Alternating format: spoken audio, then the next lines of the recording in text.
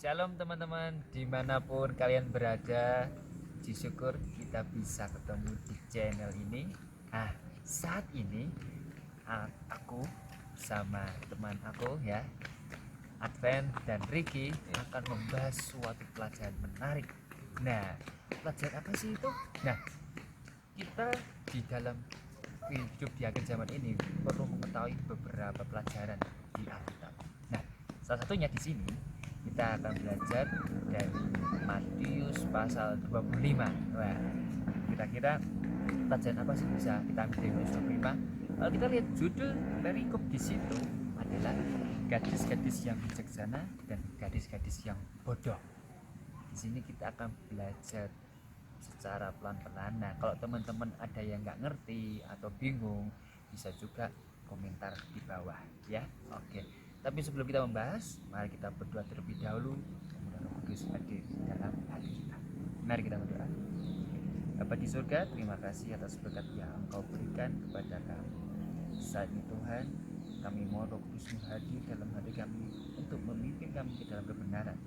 Biar kami bahas Matius 25, kami boleh mengerti, memahami, dan Tuhan boleh membuahkan pelajaran-pelajaran baru sehingga bisa kami bagikan kepada setiap orang.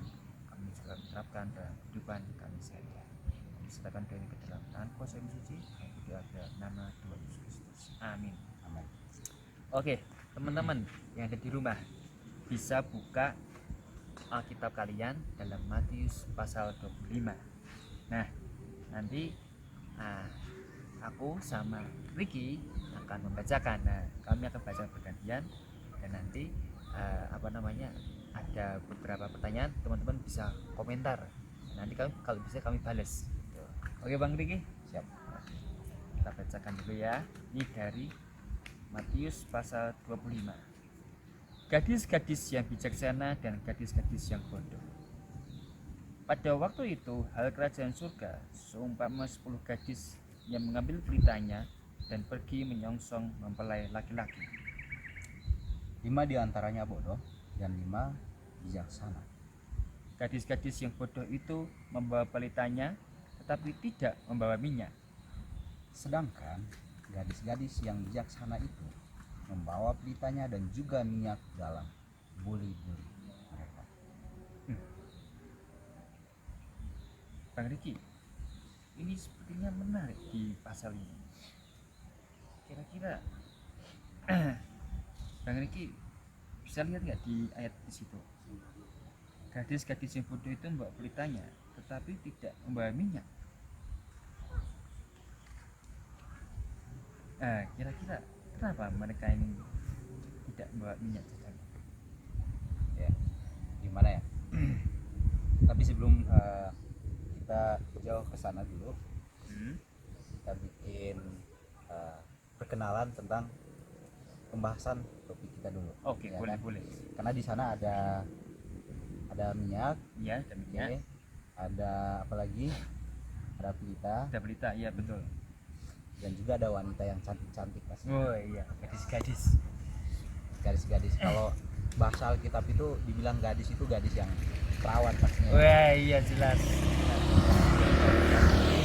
Nah, di Matius pasal 25 ini semuanya merujuk kepada pelambangan. Ya, kenapa? Jadi contohnya seperti wanita kalau di Alkitab itu artinya adalah Gereja. Ya, jemaat Tuhan.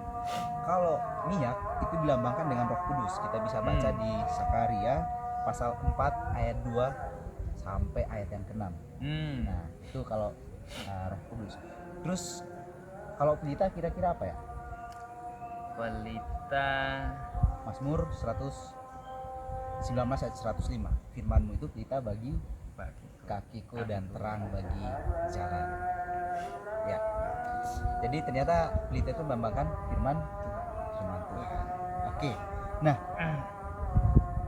dengan pelambangan seperti ini kita juga akan lebih jelas tahu memahami apa sih yang dibicarakan dalam Matius pasal 5 ini. Hal kerajaan sorga seumpama 10 gadis yang apa?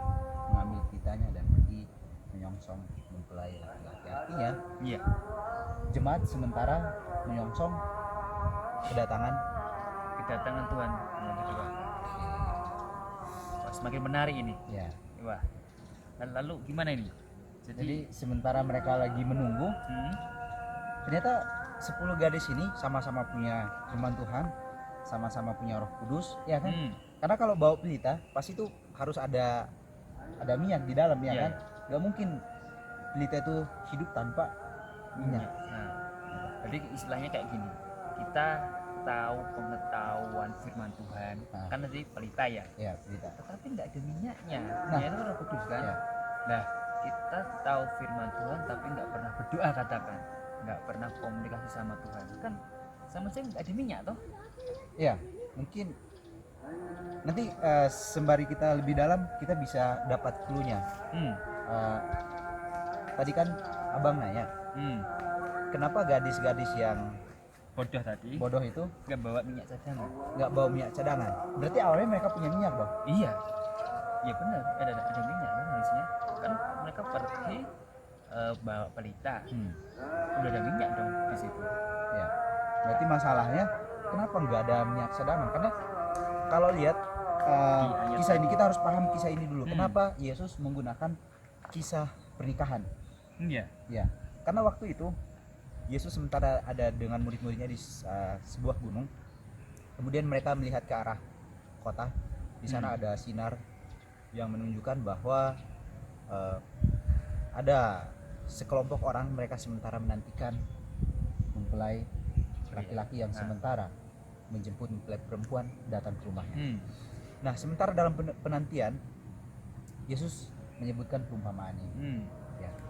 Kenapa harus di malam hari dan sebagainya? Karena ada di masa itu di bagian timur, ya, negara-negara bagian timur, mereka selalu menggunakan atau mereka selalu bukan menggunakan, mereka selalu melakukan ya budaya. Iya, budaya di Jadi Timur Tengah. di Timur Tengah itu kebanyakan mereka itu selalu menjemput mempelai wanita ke tempat mempelai pria itu di malam hari. Ya. Nah, logikanya kalau saya yang nunggu saat itu kan kita pasti udah tahu waktunya, jaraknya dia datang berapa lama dan sebagainya, ya kan? Jadi kalau saya cuma bawa pelita dan juga minyak yang pas saat itu, kalau dia datangnya cepat berarti pelita saya masih tetap nyala dong. Iya, betul. Ya kan? Nah, masalah yang ada ini kalau di Matius pasal 25, kenapa dia nggak bawa minyak? Kemungkinan dia berpikir bahwa mempelai itu datang Tepat waktu. Tapi nyatanya kita lihat ya. Jalan. Tapi ya akhirnya Itu. jadi kalau baca selanjutnya dia bilang aku tidak mengenal engkau, itu kayak Iya, sadis ya. sadis. Aduh, sakit hati itu. Istilahnya kalau kaum muda sekarang ditolak cintanya.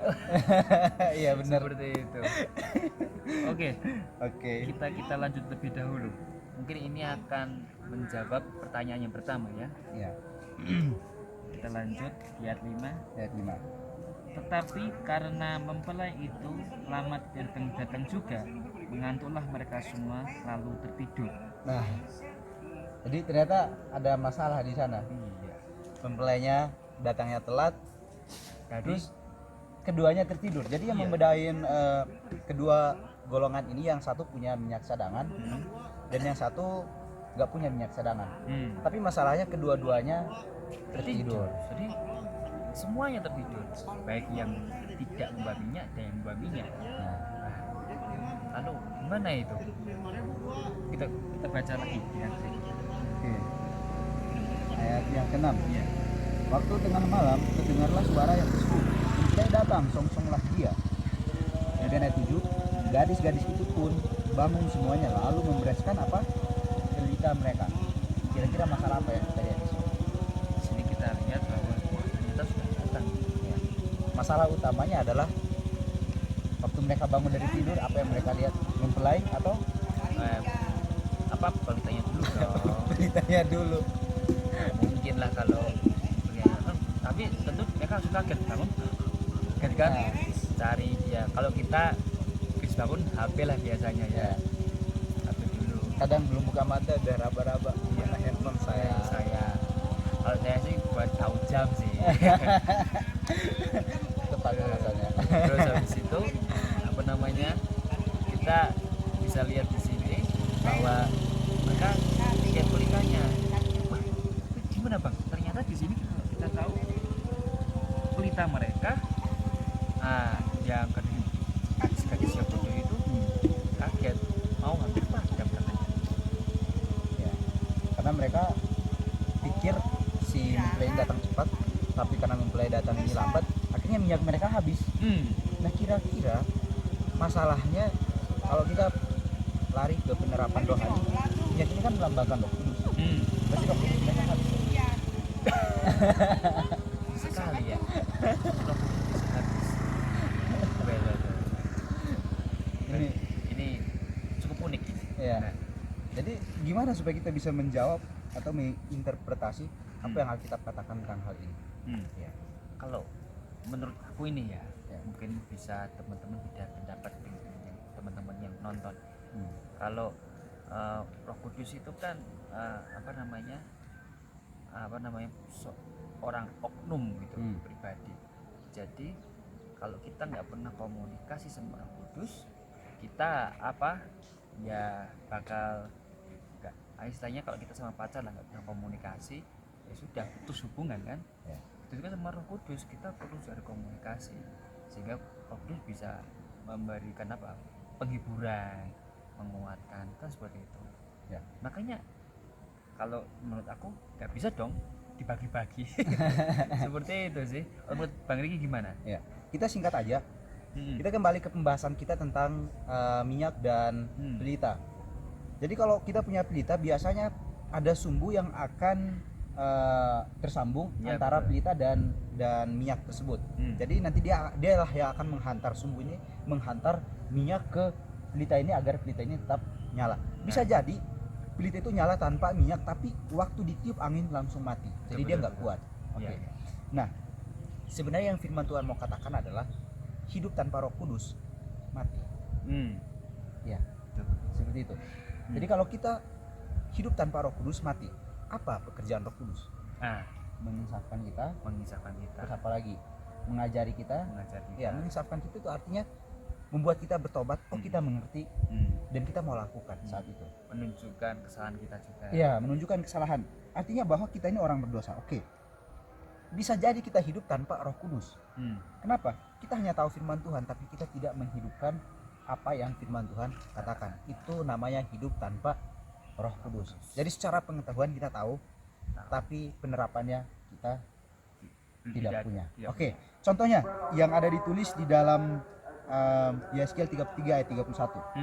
Coba baca. Kita langsung baca aja ya. Ya. Yeskiel 33. 33 ayat 31. Oke.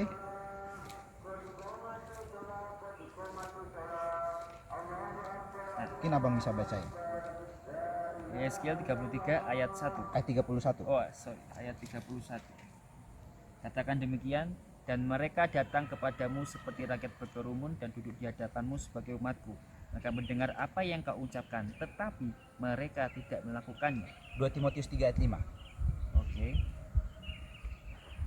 2 Timotius 3 ayat 5. Ya. Kita lihat apa yang Alkitab katakan. 2 Timotius 3 ayat 5. Secara lahiriah mereka menjalankan ibadah mereka, tetapi pada hakikatnya mereka memungkiri kekuatannya. Jauhilah mereka itu. Nah, jadi secara lahiriah orang-orang ini bisa melakukan, tapi dibilang apa? Dibilang mereka tidak melakukannya. Ya, kita bisa terlihat secara lahiriah, Iya. tapi yang sebenarnya tidak seperti itu. Iya, betul. Ya. Jadi bagaimana agar kita bisa hidup? Kita langsung ke mungkin segera menutup ya, Ya. ke kesimpulannya. Gimana caranya supaya kita bisa hidup dengan roh gitu? Karena ini udah mau hujan ternyata. Oke. Jadi kita harus segera Kita pergi. close Nah. dulu. Jangan kemana-mana bang, itu lagi kita close Oke. dulu. Siap, Kita siap. iklan sebentar.